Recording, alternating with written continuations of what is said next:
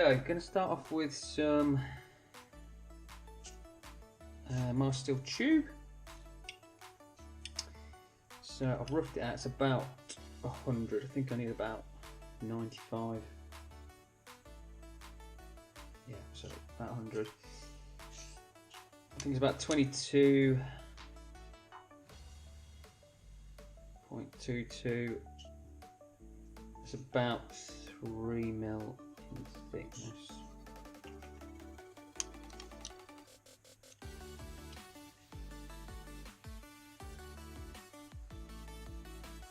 Okay, so what I'm going to do is clean the ends up, run a boring bar down both sides because I'm going to fit a nut that I'm going to turn down as well, so I've got somewhere to fix it.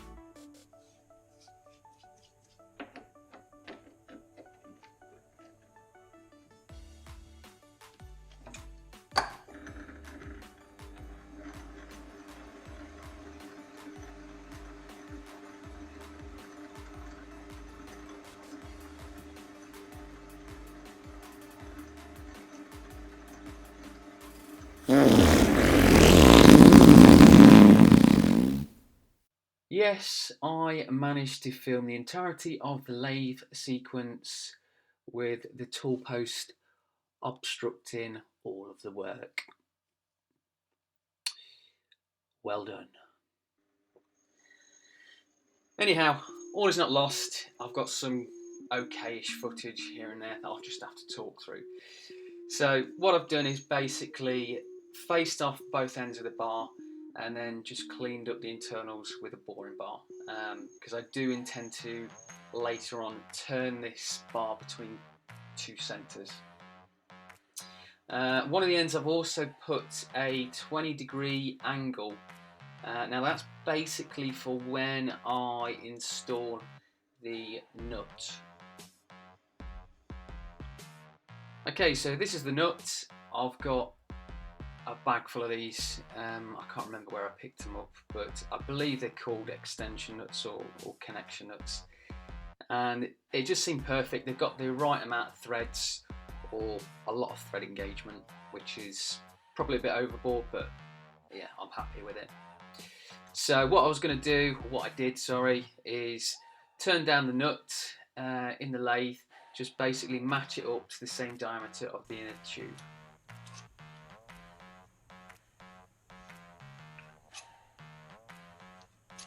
Okay, so you can just about see that bit of a chamfer I've left. So what I'll do is chuck the welds in around there, and obviously that will then penetrate into that gap.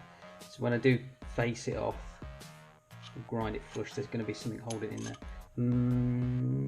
Yeah, that should be fine. I was going to say I may even drill a hole and blob some welds in, but no, I think that'd be fine. Yeah. Okay, so hopefully that's a better camera angle. Yeah, it seems to be. Editing will prove otherwise. Anyhow, what I wasn't able to show in the previous footage, just because it wasn't any good. Basically what I've done is ran a knurling tool down the length of the tube, just to give it a nice kind of grip surface. It looks pretty good as well. And then I've also ran a grooving tool down kind of various points of the tube as well, just to give it a bit of a, I don't know, feature and design. Now it has changed. Well, I've decided to change the design a bit from the previous CAD rendition, should we say.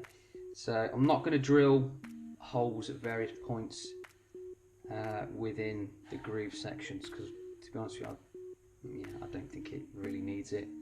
The nil pattern looks pretty good, and I'm pretty happy with that. I've gone ahead and I've welded that connection nut in place, so that 20-degree chamfer looks like it's done its job. The weld's kind of penetrated into that.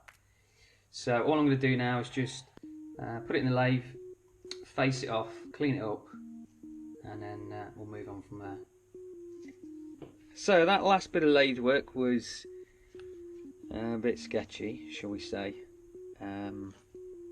Yeah, there was quite a bit of stick out, so the peg was stuck out quite far from the chuck and I was facing it off. Not ideal.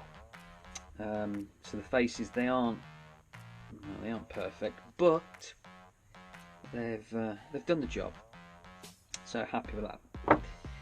Okay, so what I'd like to do now is add some kind of decorative nuts, so to speak.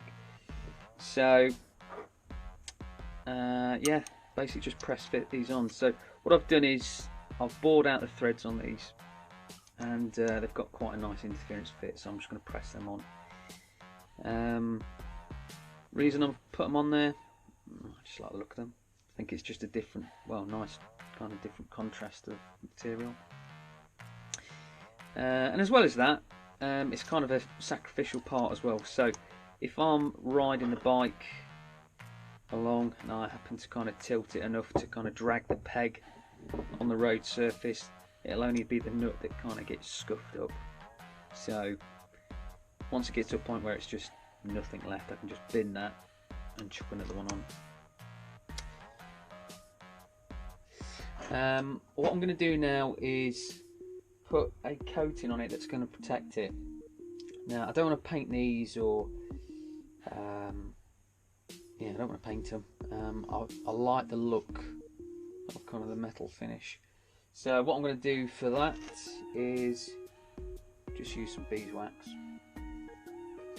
So what I'm going to do is just heat the part up, not too hot, just enough so it can melt the beeswax, and then just kind of brush it all in.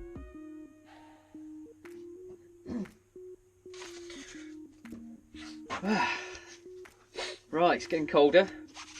Okay, so foot peg is hanging up, cooling down, and that's just letting the beeswax set. Now, what I want to talk about is a bit of a design change to the brackets, so the foot peg brackets. So I put these on the bike just to bring the pegs and the selector forward. Now, yeah, quick setup. So this is the original pin and peg that I had on the bike. So that was bolted together, and then I had the selector rotating on that central pin there. Now, I basically tightened this up with two nuts either side. And yeah, it was, I'm not sure why they just kept coming loose, undone, sorry. Even with a bit of thread lock, they just kept coming loose. Might be because there's two different materials, I don't know, what have you, but yeah, they kept coming loose, and it kept wearing this hole out. Yeah, so what I wanted to do was address that. So what I've decided to do is go for a different design. So I've machined up this pin here. So comparing it to the older version, I've still got the same central pin where the selector will rotate around. The foot peg end, I've just gone for a larger thread just to fit, see, my designed foot pegs. And on the other end, I've got rid of the threaded section that's just causing me a bit of an issue. So in place of that, I've basically machined a interference fit shoulder, which I'm going to press that part into the bracket. So a bit of a look at how it's turned out. So that's the other side. So it's nice and minimalistic. There's no kind of nut or thread sticking out, and that pin is solid. So that selector will go on there, and then the foot peg will go on there.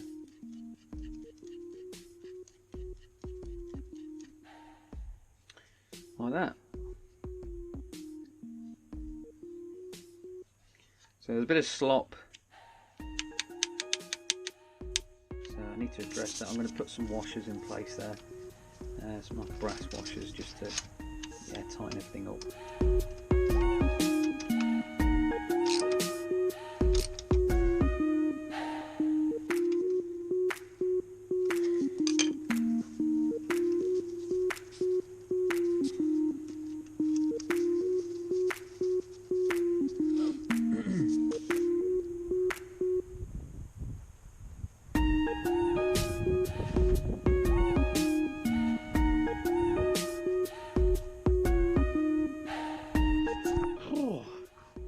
Right, okay, a little bit of a bike update. As you can see, it's in a little bit of a mess. So the exhausts are missing, triple trees are missing as well. But little update on the dummy fuel tank. So I've managed to secure the lids in place now. So I've got this nice bolt in place.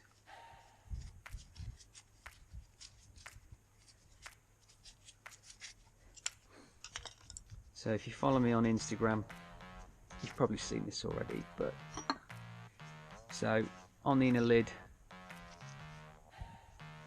put a nice O-ring in there, just to keep everything kind of sealed and tidy, stop all the water and grass getting in. So that's on both sides. It's a nice snug fit as well, which is good. Okay, so as well as that, fender, I'm still working on that. Still coming up with a solution to fit. Well, I'm looking for a design, actually. Now, triple trees. Right. So I don't know if you can just about see that outline. But hopefully that will give you a bit of a clue as to what's going on. Possibly, maybe. So, made a start on the Springer front end. So this is the perch plate or mid plate for to hold the springs in place. So I'm just cutting through all this at the minute, and yeah, hopefully that'll be on your screens in the next few weeks.